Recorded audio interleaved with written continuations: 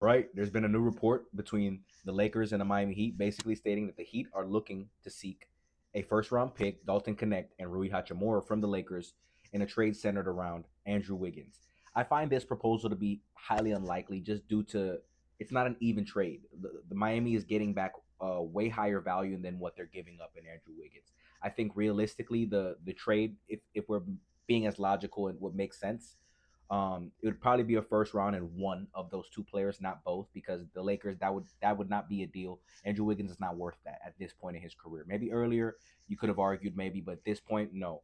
You could argue him and Rui Hachimura are similar into what they can provide you currently in this day and age. So if I'm the Lakers, I would not entertain that deal at all because it would not put us. Yes, would it would strengthen our starting lineup, of course, but you're sacrificing too much of the future for a player whose value won't warrant that impact that he's going to give you. So if I'm the Lakers, I would not even entertain this deal. I like the fact that you're trying to bring in Andrew Wiggins. I think that's the exact player that you need for your organization. A guy that can shot create, he can hit threes, he can defend, finish at the rim.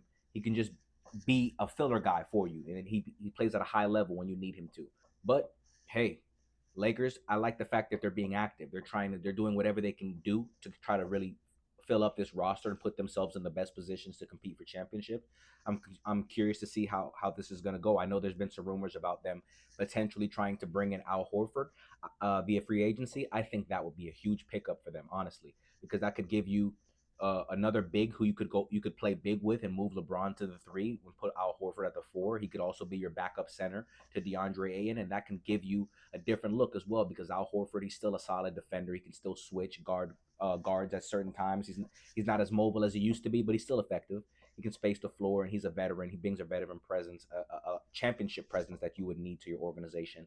Other than that, I'm the Lakers. They're being proactive, so I have to give them an A for effort for how they're trying to bolster this roster. But this deal right here, don't entertain it. If it's you have to give up a first round of one of the two, I'd lean more towards maybe Rui than Dalton because Dalton's younger, and I think Dalton is a better shooter and that can be needed come playoffs. And he's only going to be in his second year. I expect him to make somewhat of a jump as well. But Lakers got to seek this trade, obviously, but don't give up those two guys and a first round. That's way too much. We'll see what happens. It is what it is.